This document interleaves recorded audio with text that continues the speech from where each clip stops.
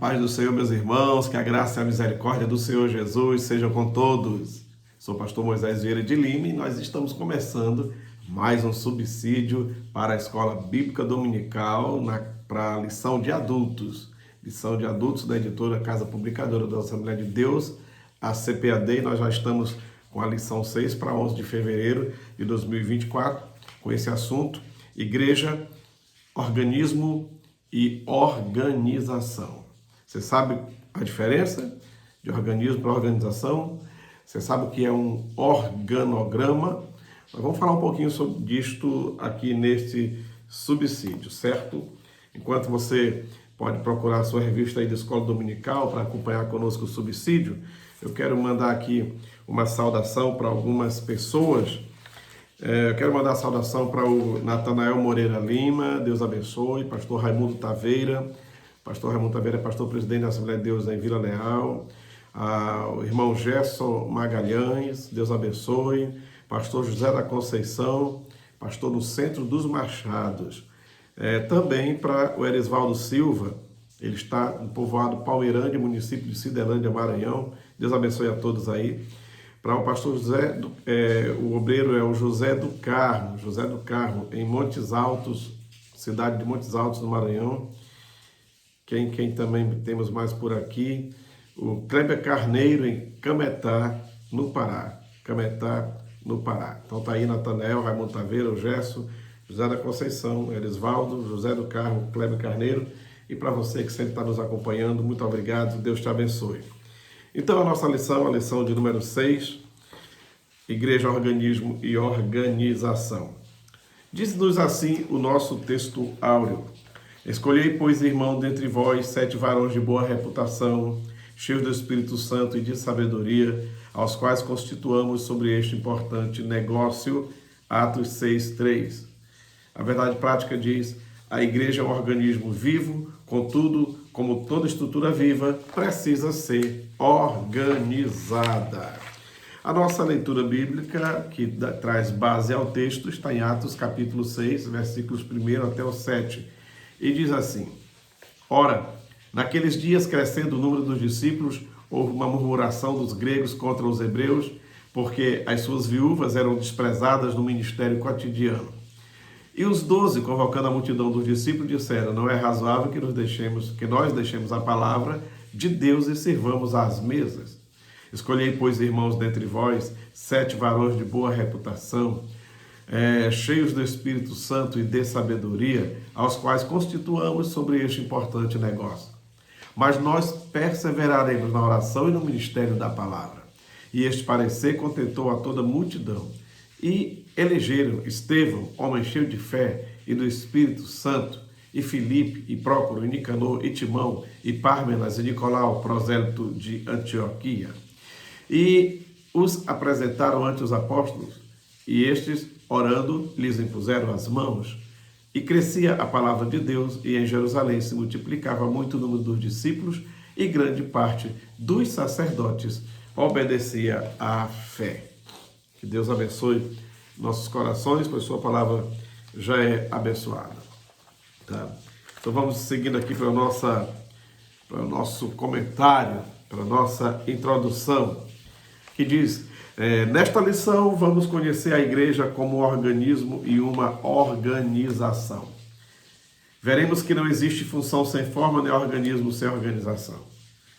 Porém, como tudo que é humano, estão sujeitos a acertos e erros. Portanto, o padrão exposto no Novo Testamento deve ser buscado como parâmetro, como modelo, padrão, né?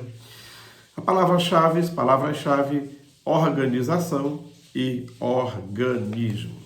O nosso primeiro tópico diz a estrutura da igreja cristã. A igreja como organismo, a igreja como organização, e organismo e organização são os subtópicos deste primeiro tópico, a igreja, a sua estrutura, né? Um organismo é visto como um conjunto de órgãos que constituem um ser vivo. Desde uma célula, desde uma simples célula, isso já é um organismo, certo? E quando essas células se multiplicam, se tornam uma massa informe, depois se torna um embrião, um feto, e chega depois a ser um ser humano, que nasce perfeito, completo e tudo, continua sendo organismo. É organismo na forma mais simples, celular, mas é organismo na sua forma mais complexa, o corpo inteiro, tá? Assim como um corpo funciona pela harmonia de seus membros, da mesma forma também a igreja. A igreja precisa tudo estar, cada coisa no seu devido lugar, para tudo funcionar a contento. Agora, como organização, a forma de organização da igreja primitiva era simples, mas existia. A igreja não nasceu aleatoriamente, de qualquer forma, empurrando com a barriga para ver no que ia dar, não. Antes que a igreja existisse, Jesus já preparou o colegiado apostólico, antes que a igreja existisse. Quando a igreja veio a existir, o povo já sabia quem era líder, o povo já sabia quem era liderança. Jesus já tinha escolhido, dentre os seus mais de 80 discípulos, 12 para fazer parte do colegiado apostólico, da liderança. E desses 12, ele ainda trazia 3 mais para perto, Pedro, Tiago e João. Dessa forma, como Jesus já deixou uma equipe preparada, depois que ele sobe ao céu, e 10 dias depois o Espírito Santo desce lá no cenáculo, confirmando aquilo que ele prometeu, a igreja nasce ali. E quando a igreja nasce, ninguém teve dificuldade em saber quem seria a liderança, porque Jesus já tinha preparado os apóstolos antes que a igreja viesse a existir. Nesse caso, dali para frente, a administração deles não foi questionada, não foi contestada, foi bem recebida. Era uma simples organização, mas existia. E conforme a igreja foi crescendo, houve-se a necessidade de ir departamentalizando as obrigações. E foi assim que surgiram os primeiros diáconos, como lemos na nossa leitura bíblica que embasa esta lição. Certo? Muito bem. A igreja seguia a liderança centralizada dos apóstolos. Mas a igreja, como eu disse, foi crescendo e eles tiveram que instituir lideranças locais, depois missionários como Barnabé e Paulo e Silas, e depois tiveram que fazer a primeira convenção ou concílio para ditar algumas regras de como seria o trabalho feito com os gentios, e aí vai, tá? A organização permite à igreja, como estrutura social, se movimentar. O institucionalismo a enrijece e a neutraliza. Ou seja, institucionalizar demais faz com que a igreja perca a sua razão primária e principal de ser. Um organismo vivo que representa o céu na terra, tá? Porém, uma igreja organizada se mantém viva. Uma igreja institucionalizada caminha para a morte. Quando tudo se rege muito mais por um estatuto do que pela Bíblia Sagrada. Como organismo vivo e espiritual, a igreja tem a sua carta magna, a Bíblia. Como organização local, institucionalizada, ela tem seu estatuto, seu regimento interno, porém esse jamais deve se sobrepor à autoridade da Bíblia Sagrada, certo? Muito bem, no nosso segundo tópico, igreja, um organismo vivo e organizado. No seu aspecto local, no contexto do Novo Testamento, a igreja existe localmente como comunidade organizada. E é por isso que você encontra na Bíblia algumas cartas direcionadas, enviadas para exatamente essas igrejas locais, como carta aos Romanos, a igreja de Roma, carta aos Efésios, a igreja de Éfeso, carta aos Coríntios, a igreja de Corinto, e por aí vai. Então havia já em vários locais as igrejas já constituídas, com sua liderança e tudo mais. Agora, no seu aspecto litúrgico e ritual, toda a igreja organizada possui uma liturgia e ritual. A organização é, portanto, necessária para uma igreja. Tem igrejas que não têm corais. Tem um ministério de louvor, canta um hino, 2 hinos, 3 hinos, 4 hinos, 5 hinos, 10 hinos. E depois o pastor já entra com a pregação. Tá? Tem outras que tem, as crianças cantam, os jovens cantam, as mulheres cantam, o local de casais cantam. E depois entra-se com a palavra, certo? Umas faz a leitura no começo do culto, logo após a oração e o primeiro louvor já se faz a leitura oficial. Outras, a leitura só é feita, a leitura da Bíblia, no momento em que o pastor vai ministrar. Algumas têm o costume de tirar um período de joelho em oração, pelo menos em um dos cultos semanais. Tem outras que não têm esse momento de joelho em cultos. Tem os momentos próprios só para orar. Então, isso aí é uma organização local, isso não vai fazer desmerecer ou favorecer uma igreja ou outra. Algumas têm escolas dominical, outras não têm, mas têm ensino da palavra, não com essa nomenclatura de escola bíblica dominical, certo? Mas tem a palavra sendo ensinada, tá certo? Então toda a igreja organizada possui sua liturgia e possui seus rituais. Tem aquelas, como a Assembleia de Deus, no meu caso, que faz a Santa Ceia mensalmente, todos os meses. Tem outras que só fazem de 3 em 3 meses. E há algumas igrejas que faz apenas uma vez no ano a Santa Ceia, certo? Muito bem.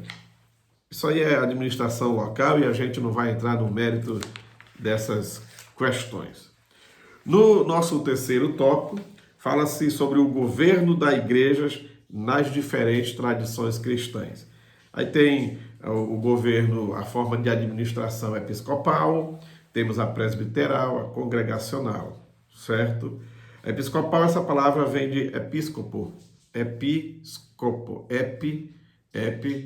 por cima, scopo, de olhar.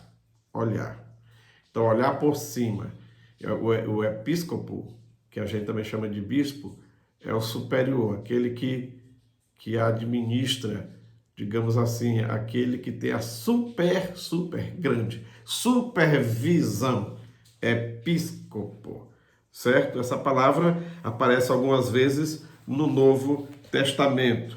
E no contexto atual, o episcopalismo defende que Cristo confiou o governo da igreja a uma categoria de oficiais denominados de bispos ou supervisores, certo?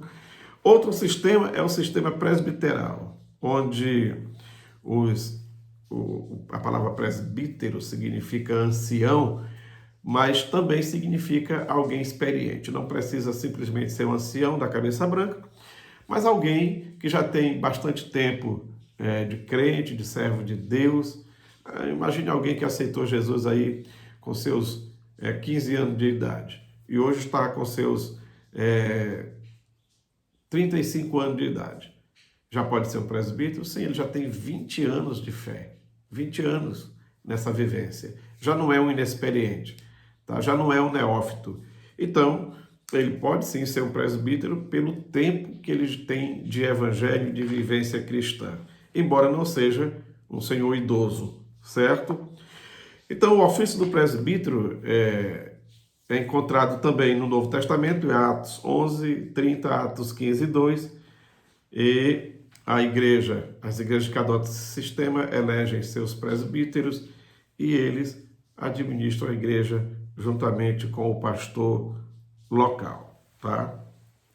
Já o sistema congregacional escolhe os seus dirigentes da igreja local no contexto do Novo Testamento, como em Atos 14 e 23. Nesse atual sistema, o pastor é eleito pela Assembleia Geral da igreja local. Assim, as igrejas locais são autônomas, elas dizem se querem ou se não querem aquele pastor. A convenção a convenção que abraça, que aglomera esses pastores, não tem autonomia de dizer você vai para aquela igreja e a igreja recebe, não. Nesse sistema, as igrejas é que diz se quer ou se não quer determinado pastor, se quer algum irmão pastoreie, que cuide tudo. Como eles dizem, essa é a nossa graça e também a nossa desgraça. Por quê? Porque às vezes não chega a ser um consenso, aí passa 1 mês, 2 meses, 3 meses, às vezes até 1 ano, a igreja sem pastor, enquanto a igreja local, os irmãos estão naquela luta, naquela peleja de saber, de decidir quem será o pastor, certo? Acontece isso. Já no sistema da Assembleia de Deus é um sistema híbrido, Como assim? A gente adota costumes em parte do congregacional e em parte do episcopal. Tem uma supervisão maior, tem um pastor presidente, tem um pastor regional, e delega, esse juntamente com a sua equipe, com a sua mesa diretora, delega você, o pastor fulano, vai para a cidade tal. E quando chega lá, a igreja recebe. Ok, a igreja recebe. Porém, aquele pastor ali não é um ditador, a palavra final não é a dele. Aí é onde entra o sistema congregacional. Ele pode fazer reunião com a sua liderança, com a sua diretoria, fazer a ata e tudo, mas se a Assembleia Geral não disser o amém, não concordar, não prossegue, não vai para frente. Embora a convenção tenha a autoridade de lhe mandar ser pastor lá, mas lá ele não é um ditador. Lá funciona o sistema congregacional, a igreja, a maioria da membresia tem que dizer o amém.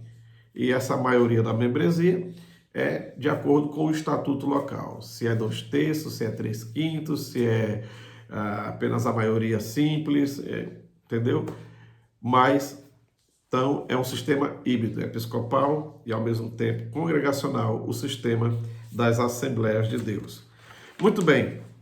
Agora, falando mais um pouquinho sobre organismo e organização, o organismo ele costuma já ser perfeito. Por exemplo, eu falei lá no início a questão da célula, que embora seja a parte mais simples de organismo, mas ela é perfeita. E quando ela se multiplica e forma um organismo maior como um corpo, o corpo também já nasce perfeito, tá? Já a organização não. A organização precisa ir se aperfeiçoando, precisa ir melhorando, se ajeitando, se adequando às situações. O organismo já é ativo. Quando você nasce, seu coração já faz a função dele, seus olhos fazem a sua função, a língua, tudo, cada um já faz. Mas a organização ela é passiva. A organização precisa que se delegue.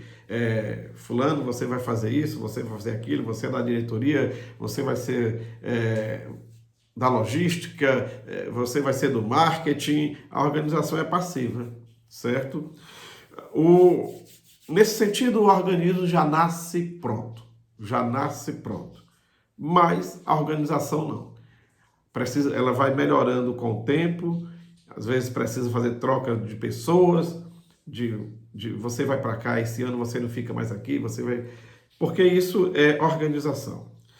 No organismo, como diz, cada membro já sabe a sua função, já sabe o que fazer, mas na igreja, como organização, e não somente na igreja, mas também nas empresas, precisa-se de um organograma.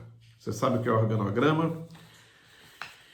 Eu vou lhe mostrar aqui um singelo organograma de uma empresa. Olha aí, um singelo organograma de uma empresa, tá? E aqui para você visualizar direitinho, chefe do departamento. Isso aqui é só um departamento de uma empresa. O organograma todo seria maior. Teria diretoria, teria não sei o que e tal. Então eu peguei aqui apenas um departamento. Vamos dizer que esse departamento aqui seja o de logística, o de transporte dessa empresa. Então, a pessoa poderia acrescentar chefe do departamento de transporte, logística. Ok. Ligado a esse departamento, temos 3 gerentes. Tá aí, azul, amarelo e vermelhinho.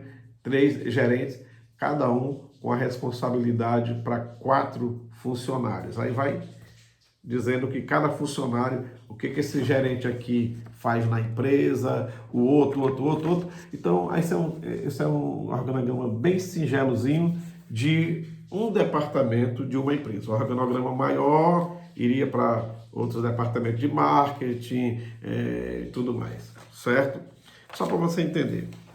Então, a igreja como organização precisa sim de organograma. E aqui eu trago um outro exemplo de organograma agora de uma igreja. Essa igreja aqui é uma igreja de administração congregacional. Você vê que em primeiro lugar não aparece aqui o pastor presidente, já aparece a Assembleia Geral porque é o sistema congregacional. Aí vem o presidente, aí depois a diretoria, certo? Aí a diretoria executiva está ligada a ela aí os outros braços. Comissão de Finanças, que a gente também chama de Conselho Fiscal, e Comissão de Indicação, que também pode ser chamada de Comissão de Ingresso, aquela que indica cargos e funções e tudo. Embora não delibere, mas indica. A diretoria executiva é que vai dar a palavra e a Assembleia Geral vai dizer o amém. Aí, ligada à diretoria executiva, tem aqui Conselho Administrativo, Conselho Diaconal, Conselho Fiscal e os demais ministérios aí em azul escuro, certo? Em azul escuro. Por exemplo, aqui no Conselho Administrativo, temos diretoria executiva, Conselho Diaconal e Conselho Ministerial. 3 aqui, departamentozinho desse conselho. No Conselho Diaconal temos apoio aos ministros, visitação, apoio de missões, serviços eclesiásticos e assistência social. Está aqui para você perceber direitinho. Aí tem o Conselho Fiscal com a Comissão Jurídica Contábil, Comissão de Auditoria e os ministérios, Ministério Pastoral, Ministério Feminino, Ministério Infantil, Ministério de Família e Casais, e aí segue todos os ministérios que a igreja tem em seus departamentos, certo? Se você for aí na internet e colocar modelo de organograma, você vai achar muitos e pode até usar como inspiração para fazer o organograma aí da sua igreja. Mas esse negócio é bíblico? Tem gente que tudo ele tem que espiritualizar. Esse negócio de organograma, essa organização, isso é bíblico? Claro, Deus é o Senhor, é o ser mais organizado que existe. Até com os anjos, arcanjos, querubins, tem suas hierarquias, tá? Mas, para você não ficar simplesmente aí à toa na vida, vamos para Êxodo, capítulo 18, 19 a 22. Deixa eu ler aqui o texto.